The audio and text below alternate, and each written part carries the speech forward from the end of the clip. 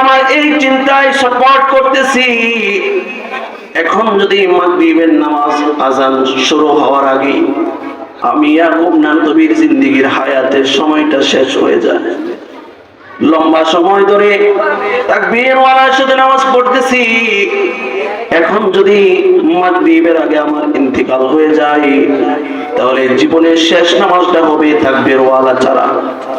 আরে ভাই, ইয়াকুব নানতবির নামের শুরুতেও মুহাম্মদ, তার পরিচয়ও মুসলমান। আমার নামের শুরুতেও মুহাম্মদ, আমার পরিচয়ও মুসলমান, কিন্তু তাদের ঈমান আর আমাদের ঈমান আকাশ পাতাল ব্যবধান।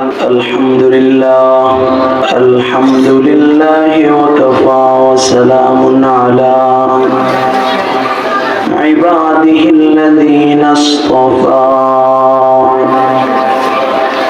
আম্মা বা'দু ফাআউযু বিল্লাহি মিনাশ শাইতানির রাজীম। বিসমিল্লাহির রহমানির রহিম। ওয়াল আসর ইন্নাল ইনসানা লাফী খুসর ইল্লাল্লাযীনা আমানু ওয়া আমিলুস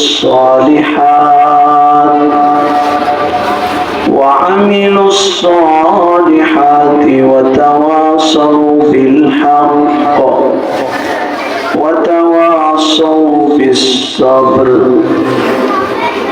সাদাকাল্লাহুল আযীম। ওয়া ক্বালান নাবিয়্যু সাল্লাল্লাহু আলাইহি ওয়াসাল্লাম ইন্নামাল আমালু বিন্নিয়াত আও কামা ক্বালা আলাইহিস সালাতু ওয়াসসালাম। तेरे सिवा महबूब हकीकी कोई नहीं है, कोई नहीं। जरा पारी पड़ी।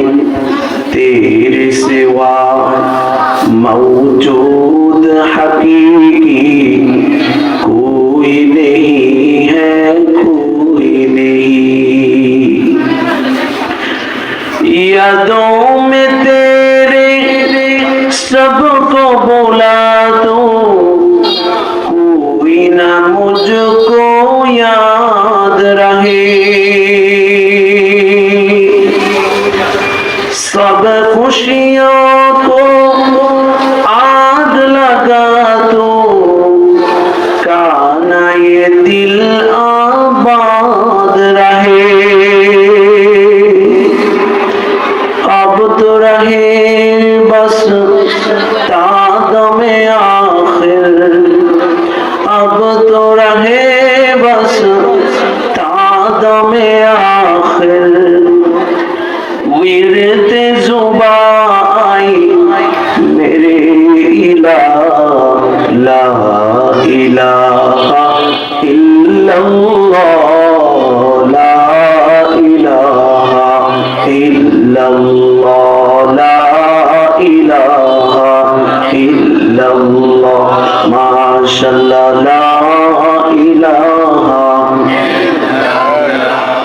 अल्लाह अल्लाह अल्लाहु তোমার নাম যে কি মধু, শুরুতে আল্লাহ, প্রথমে আল্লাহ, শেষেও আল্লাহ, দুনিয়ায় আল্লাহ, খবরে আল্লাহ, মিজানে আল্লাহ, ফুলসিরাতে আল্লাহ, জান্নাতে আল্লাহ, লা ইলাহা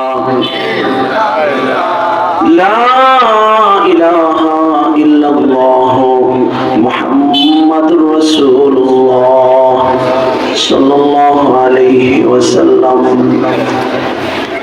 নন্দরামপুর চৌরাস্তা কেন্দ্রীয় জামে মসজিদ ও এলাকাবাসীর উদ্যোগে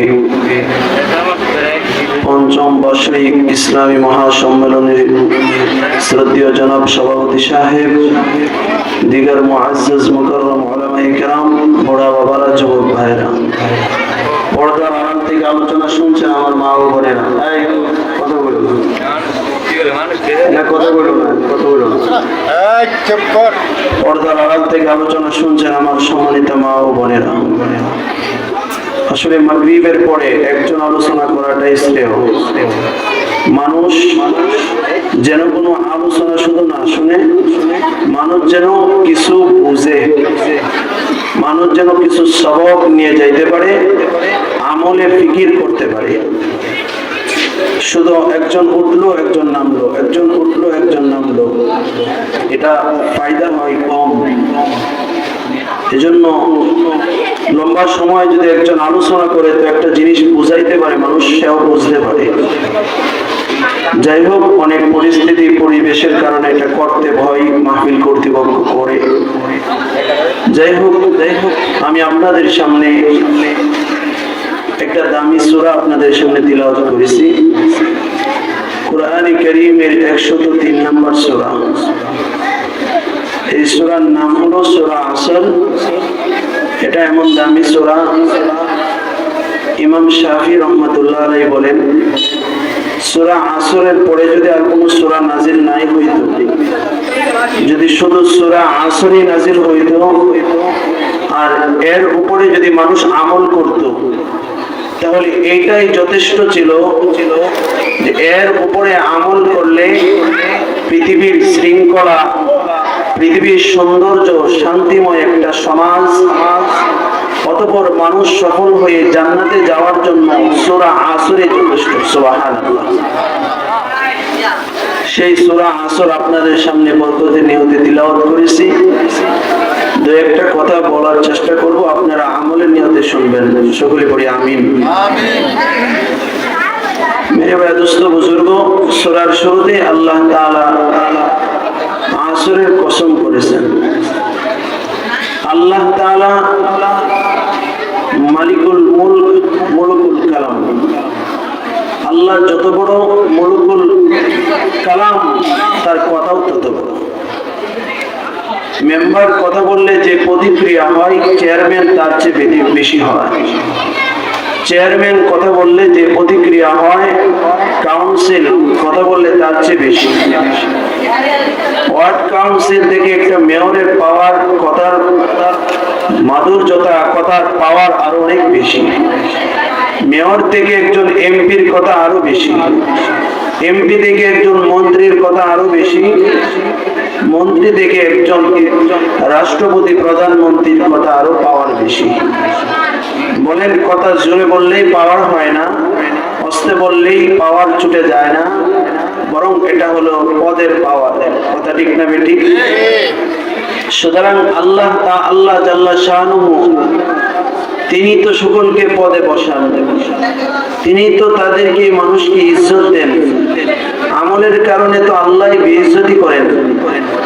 শুধু পদের কারণে যদি মানুষ শক্তি দেখায়, যে শক্তি দিয়া মানুষ ক্ষমতা দেখায়, এই শক্তি যিনি দিতেছেন তার দাম কত, তার শান কত, তার মান কত, তিনি কত বড়। আল্লাহু আকবার। সুতরাং তিনি কথা বললে কসমের প্রয়োজন হয় না। তথাপি তিনি আমাদের তবিয়তকে সম্মান করেছেন। মানুষকে যদি বলি, ভাই, পোড়াদিয়া বাজারে এমন একটা বিষয় হয়েছে, এটার যতটুকু প্রতিক্রিয়া পড়বে, আমি যদি বলি খোদার কসম, পোড়াদিয়া বাজারে এমন একটা কাজ হয়েছে, সকলেই বলবে লোকটা কসম কেটেছে, অবশ্যই সত্য বলেছে। কথা ঠিক না? আল্লাহ এমনি বললেও সত্য, কসম করে বললে এটা আমাদেরকে আরো গুরুত্ব বুঝাইতেছেন। সুবহানাল্লাহ। আল্লাহ তাআলা বলেন, ওয়াল আসর, আসরের কসম। আসরের কসম মানে আসরের নামাজের সময়ের কসম বলা যায়। আসরের অর্থ এমন একটা অর্থ, কেউ যদি অবহেলা করে তো মাগরিব হয়ে যায়, তেমনি জীবন নিয়ে কেউ যদি অবহেলা করে তো জীবন ফুরিয়ে যায়। আল্লাহ তাআলা সময়ের কসম খেয়েছেন, আসরের মাধ্যমে ব্যাখ্যাও নেওয়া যায়। মেরে ভাই দোস্ত বুজুর্গ, বরফের ব্যবসা করে অনেকেই, বরফের ব্যবসা।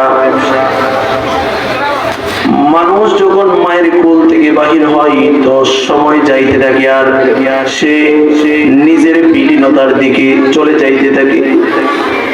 ইরতাহালাতিদ দুনিয়া মুদবিরাতান ওয়ালতাহালাতিল আখিরাতি মুকাবিলাতান। একটা দিন চলে গেছে তো একটা দিন জিন্দেগি থেকে পিছনে চলে গেছে, আর একটা দিন মানুষ আখিরাতের দিকে এগিয়ে গেছে। এবার নেক নিয়ে আগাও, বদ নিয়ে আগাও, তোমার কিন্তু এগিয়ে যাইতেই হবে। দুনিয়া পিছনে যাচ্ছে, আখিরাত সামনে আসতেছে। কথা ঠিক না বেটি?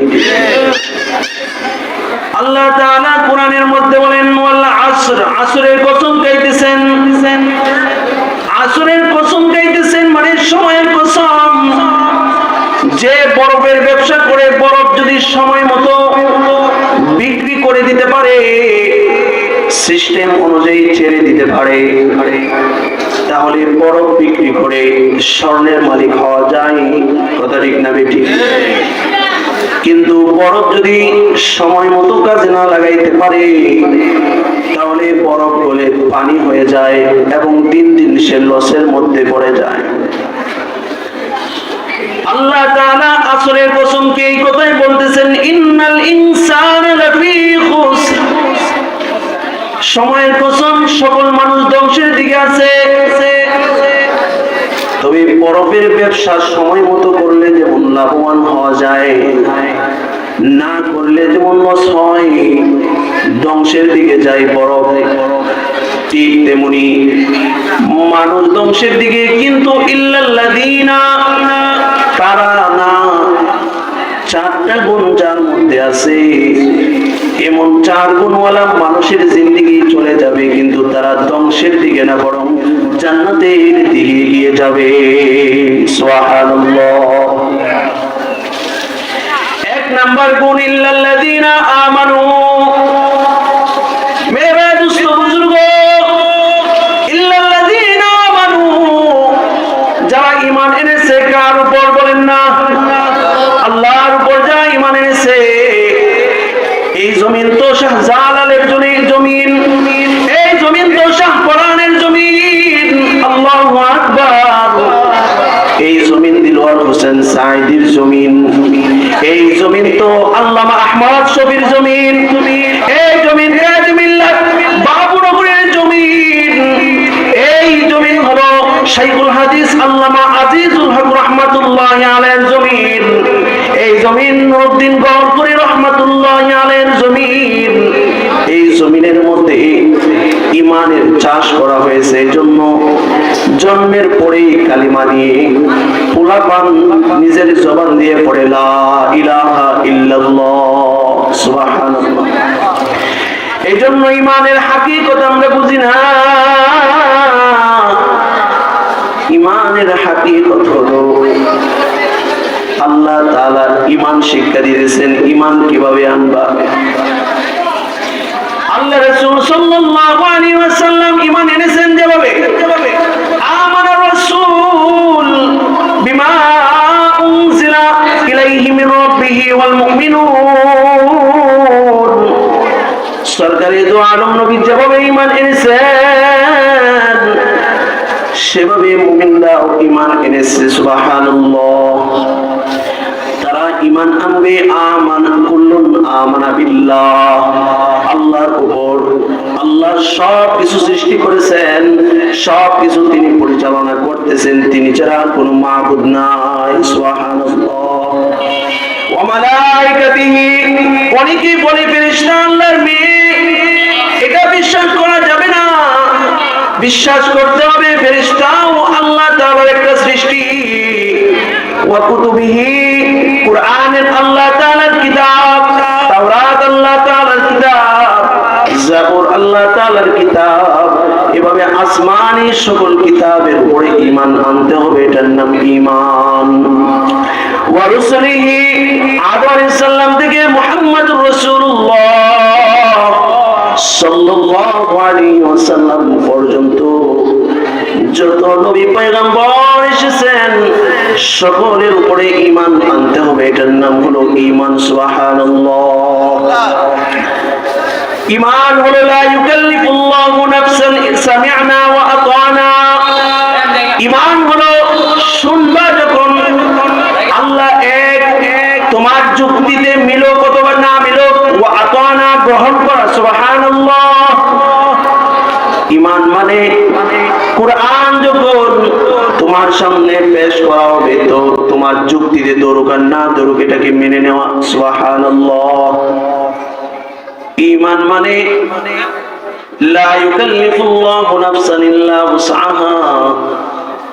আল্লাহ তাআলা তোমার উপরে এমন কোন বোঝা চাপায়া দেন না যা তুমি পারবে না। তথাপি তারপরেও যদি তোমাদের ভিতরে গুনাহ হয়ে যায়, গুনাহ আমাদের আছে না নাই? গুনাহর পরে ঈমান হলো ওয়াফু আন্না। বান্দা যখন ক্লান্ত হয়ে যাও আল্লাহকে ডাকো, ওয়াফু আন্না, আল্লাহ আমার ভুল ত্রুটিগুলো মাফ করে দাও। ওয়াগফির লানা, আমাকে তুমি মাফ করো। ওয়ারহামনা, আমার উপরে তুমি রহমত নাজিল করো। এই যে আল্লাহর উপরে অগাধ বিশ্বাস যে আল্লাহ আমাকে মাফ করে দিবেন, এটার নাম হলো ঈমান। সুবহানাল্লাহ। সকল মানুষ ধ্বংসের দিকে যাচ্ছে, হায়াত যাচ্ছে ধ্বংসের দিকে যাচ্ছে, ইল্লাল্লাযীনা, কিন্তু তারা না, আমানু, যারা ঈমান এনেছে কার উপর? আল্লাহর উপর। আল্লাহর উপরে ঈমান আনার অর্থ হলো আল্লাহ যা বলেছেন সকল কিছু গ্রহণ করা। সুবহানাল্লাহ। দ্বিতীয় গুণ ওয়া আমিলুস সালিহাত, আমলে সালেহ করা। আমলে সালেহ কি? যে আমলের মধ্যে দুইটা গুণ থাকবে। কয়টা গুণ? ইন্নামাল আমালু বিন্নিয়াত, নিয়ত সহি থাকবে। আখলিস দীনাকা ইয়াকফিকাল আমালুল খলিল, ইখলাস থাকবে। ইখলাস এটা একমাত্র আল্লাহর জন্য, আর নিয়তটা সহি থাকবে। এই আমলের নাম হলো আমলে সালেহ। খুব দামি কথা, এই দুইটা ছাড়া কোনো আমল আল্লাহর কাছে গ্রহণযোগ্য না। এটা পাহাড় পরিমাণ বড় হলেও, আর এই দুই গুণওয়ালা আমল ছোট হলেও আল্লাহ তাআলার কাছে গ্রহণযোগ্য। সুবহানাল্লাহ। বাদশাহ হারুনুর রশিদ একটা মসজিদ করবে। মসজিদ সকলকে জানিয়ে দিয়েছে যে মসজিদ সকল টাকা পয়সা আমি দিব, কেউ এখানে টাকা পয়সা দিতে পারবে না। কারণ সরকারে দু আলম নবী বলে কেউ যদি দুনিয়ার মধ্যে একটা মসজিদ তৈরি করে তো আল্লাহ তাআলা তার জন্য জান্নাতে একটা বালাখানা তৈরি করবেন। সুবহানাল্লাহ। এজন্য বলা হয়েছে কেউ টাকা দিতে পারবে না, আমি আমার টাকা দিয়ে মসজিদ বানিয়ে আমি জান্নাতের জায়গা করে নিব।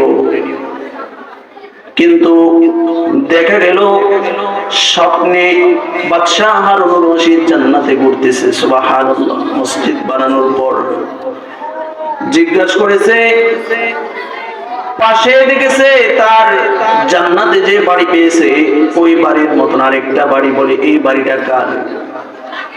বলে তোমার এখানে কাজ করেছিল একজন মিস্ত্রির বাড়ি এটা।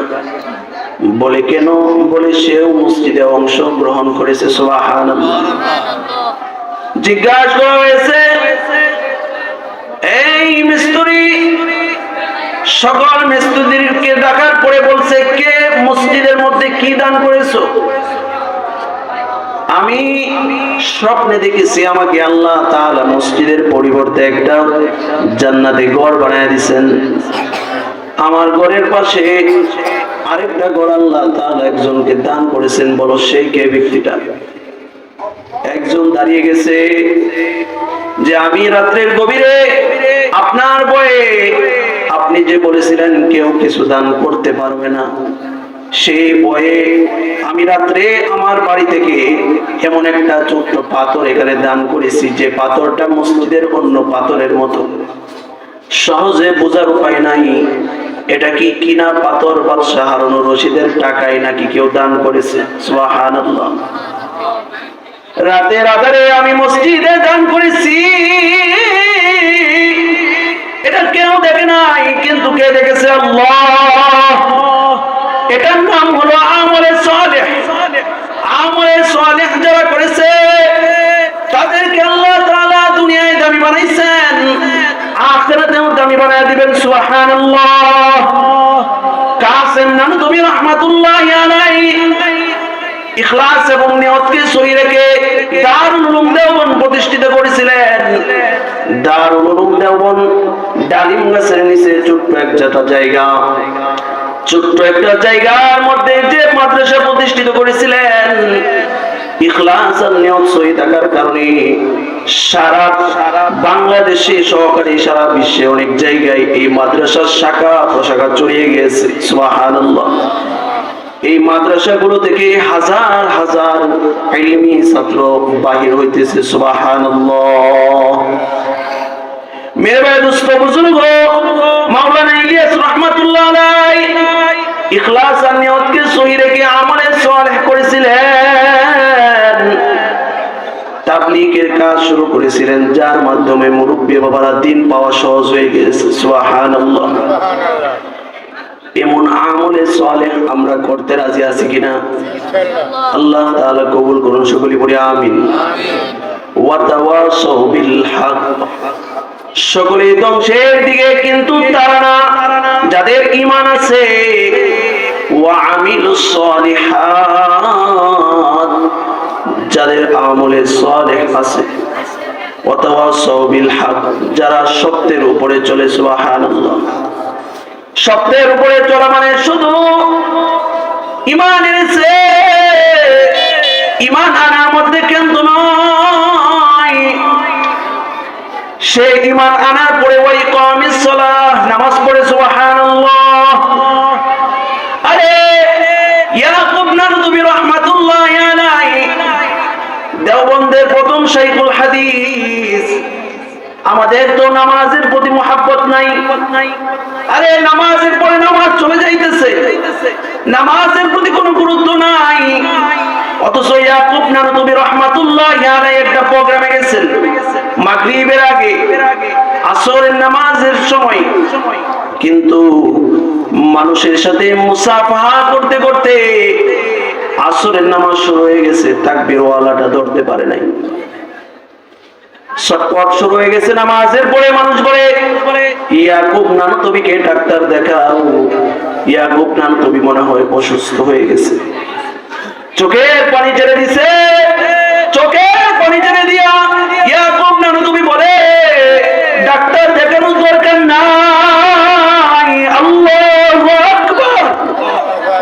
ডাক্তার দেখানোর দরকার নাই, আমি আমার এই চিন্তায় ছটফট করতেছি।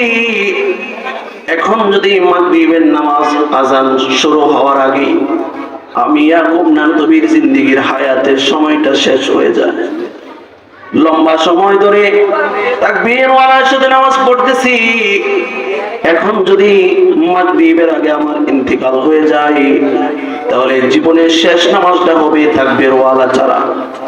আরে ভাই, ইয়াকুব নানতুবির নামের শুরুতেও মুহাম্মদ, তার পরিচয়ও মুসলমান। আমার নামের শুরুতেও মুহাম্মদ, আমার পরিচয়ও মুসলমান, কিন্তু তাদের ঈমান আর আমাদের ঈমান আকাশ পাতাল ব্যবধান। কথা ঠিক না বেঠিক? সকলে ধ্বংসের দিকে, কিন্তু তারা নয় যারা ঈমান এনেছে, আমলে সালেহ করেছে, সত্যের উপরে আছে। সুবহানাল্লাহ। সত্যের উপরে থাকা মানে নামাজ পড়া, সত্যের উপরে থাকা মানে হজ করা, সত্যের উপরে থাকা মানে যাকাত দেওয়া, সত্যের উপরে থাকা মানে ইসলামের হুকুম আহকাম গুলা মেনে নেওয়া, সুবহানাল্লাহ, প্র্যাকটিক্যালি তা বাস্তবায়ন করা। সত্যের উপরে থাকা মানে যত কষ্টই হোক হারাম না খাওয়া, কথা ঠিক না বেটি? মেরে ভাই দোস্ত বুজুর্গ, অনেকে আছেন যারা হারামের মধ্যে লিপ্ত, হারামের মধ্যে লিপ্ত, নিজের জিহ্বা থেকে পুরো শরীরটা হারাম দিয়ে ভরপুর হয়ে গেছে। মেরে ভাই দোস্ত বুজুর্গ, হজ করতে গেছে একজন হাজি, তো তাদের মধ্যে একজন মারা গেছে হজের মধ্যেই, তাকে কবর দিবে। কবর একটা খনন করা হয়েছে, তো কবরের ভিতর থেকে সাপ বাইর হয়ে গেছে, নাউজুবিল্লাহ পড়ে। তাকে কবর দিবে, কবরের ভিতর থেকে সাপ বাইর হয়েছে। যখন কবরের ভিতর থেকে সাপ বাইর হয়েছে, আরেকটা কবর খনন করা হয়েছে যেন সেখানে কবর দেওয়া যায়, সেখান থেকে সাপ, আরেকটা কবর খনন করা হয়েছে, ওই জায়গা থেকে সাপ উঠতেছে। বিজ্ঞ বুজুর্গের কাছে জিজ্ঞাসা করা হয়েছে, এমন ঘটনা এক জায়গা থেকে আমরা খবর খনন করেছি, ওখান থেকে সাপ উঠতেছে। দ্বিতীয় কবর খনন করেছি, ওই জায়গা থেকেও সাপ উঠেছে। তৃতীয় জায়গা খনন করেছি, ওই জায়গা থেকেও সাপ উঠেছে। বলে এটা সাপ না, তার জিন্দেগির পাপ, তার জিন্দেগিতে যত পাপ করেছে এটা সাপে রূপান্তরিত হয়েছে। পৃথিবীর সমস্ত জায়গা যদি খনন করা হয়, তাহলে তার সেই জায়গা থেকে সাপ বাহির হইতে থাকবে। মেরে ভাই দোস্ত বুজুর্গ, হজ করলে হবে না হারাম টাকার মাধ্যমে, মসজিদে দান করলে হবে না হারাম টাকার মাধ্যমে, সুদ আর ঘুষ যে খাবে এমন মসজিদ আছে কবর খনন করা হয়েছে নেত্রকোনাতে, কবর খনন করা হয়েছে, তাকে কবরের মধ্যে রাখবে, কবরেতে রাখার আগে কবর ছোট হয়ে গেছে, নাউজুবিল্লাহ পড়েন। অনেক কবর তাকে নিতে চাইতেছে না, আবার কবরটা একটু বড় করা হয়েছে, আবার লাশ কাছে নেওয়ার সাথে সাথে কবর ছোট হয়ে গেছে, আবার কবরটা একটু খনন করা হয়েছে, আবার লাশ নেওয়ার সাথে সাথে ছোট হয়ে গেছে। বোঝার আর কারো বাকি নাই। জীবন পড়া সুদ খেয়েছে, ঘুষ খেয়েছে, কবর বলে এমন নরদমকে আমার কুলেও জায়গা আমি দিতে চাচ্ছি না। তখন আডার বস্তার মতো তাকে কবরের ভিতরে রেখে চলে এসেছে, নাউজুবিল্লাহ পড়েন। আরে ইমাম বুখারী রাহমাতুল্লাহি আলাইহির কবর থেকে কোন শুকরান বাহির হয়, সুবহানাল্লাহ। ফেরাউনের বাদীর কবর থেকে এখনো শুকরান বাহির হয়। সরকারে দো আলম নবী যখন মেরাজে গেছেন কবর থেকে শুকরান পাইছেন, কিন্তু এমন কিছু কবর আছে কবরে রাখার আগে জাহান্নামের আযাব শুরু হয়ে যায় প্রকাশ্যে, কথা ঠিক না বেটি? এজন্য ওয়াতাওয়াসাউ বিল হক, হক মানে সত্য, মানে ইসলাম যেটাকে বলেছে গ্রহণ করো, এটাকে গ্রহণ করতে হবে। ইসলাম যেটাকে বলেছে ছাড়ার জন্য এটাকে ছেড়ে দিতে হবে। সুবহানাল্লাহ। সকলেই ধ্বংসের দিকে, ইল্লাল্লাযীনা, তারা না যারা ঈমান এনেছে, ওয়া আমিলুস সালিহাত, আমলে সালেহ করেছে, ওয়া তাওয়াসাউ বিল হক, সত্যের উপরে আছে, ওয়া তাওয়াসাউ বিস সবর, ধৈর্য ধারণ করেছে। সুবহানাল্লাহ।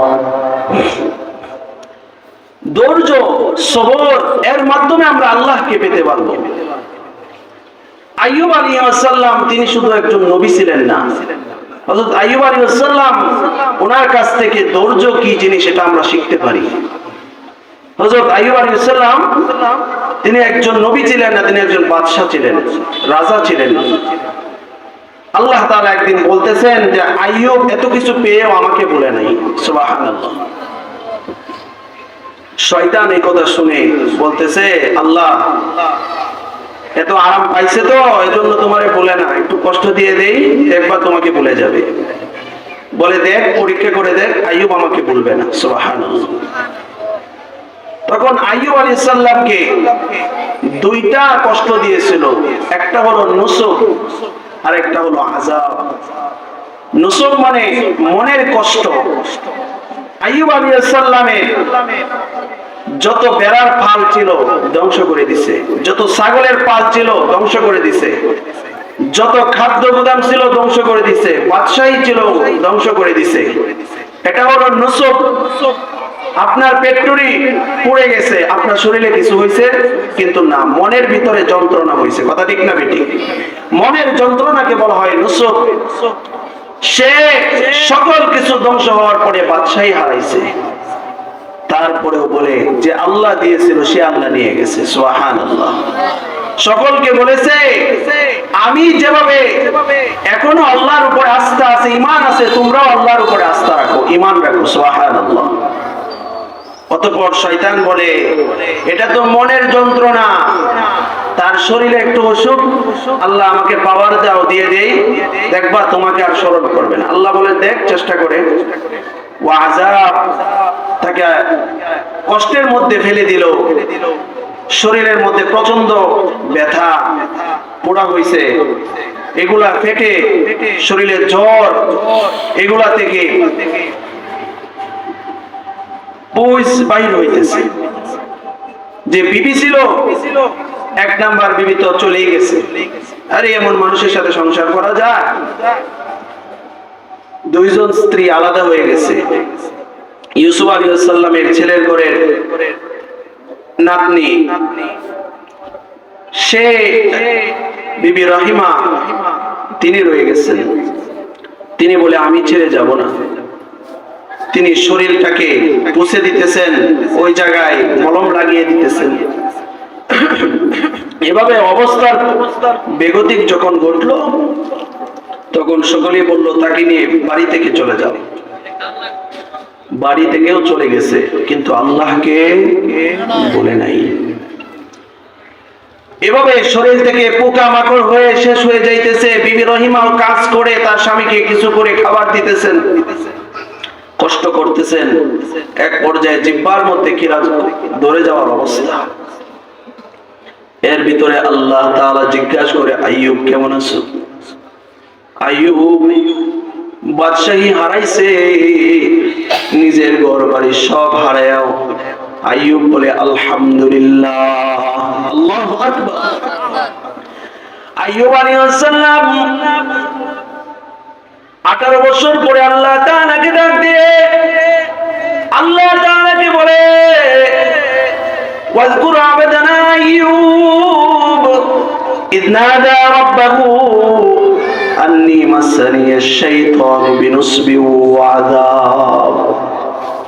আল্লাহ, শয়তান আমাকে কষ্টের মধ্যে ফেলে দিয়েছে, শয়তান আমাকে কষ্ট দিতেছে, শয়তান আমাকে নুসুবের মাধ্যমে যন্ত্রণা দিয়েছে, সকল বাদশাহী কেড়ে নিয়েছে, ওয়া আযাব এবং শরীরের মধ্যে অসুখ দিয়ে কষ্ট দিয়েছে।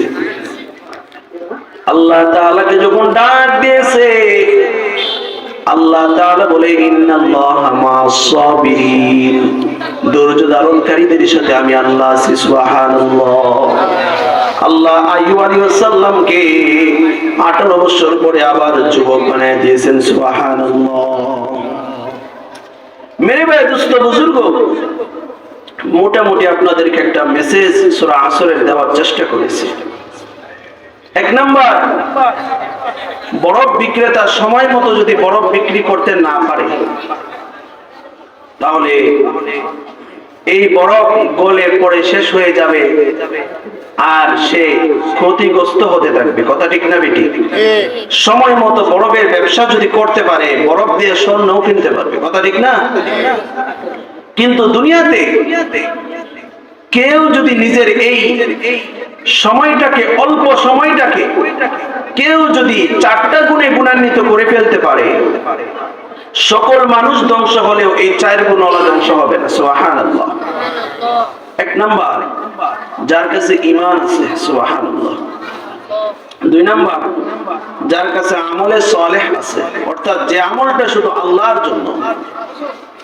3 নাম্বার, যে মানুষটার ভিতরে এই গুণ আছে যে সব সময় সত্যের উপরে থাকে। 4 নাম্বার, যে মানুষটা সব সময় সবর ধারণ করে, ধৈর্য ধরে। আল্লাহ তাআলা আমাদেরকে 4 গুণে গুণান্বিত হয়ে জীবনকে দামি বানানোর তৌফিক দান করেন। সকলে বলি আমিন। ওয়া আখিরু দাওয়ানা আলহামদুলিল্লাহি রাব্বিল আলামিন। আসসালামু আলাইকুম ওয়া রাহমাতুল্লাহ।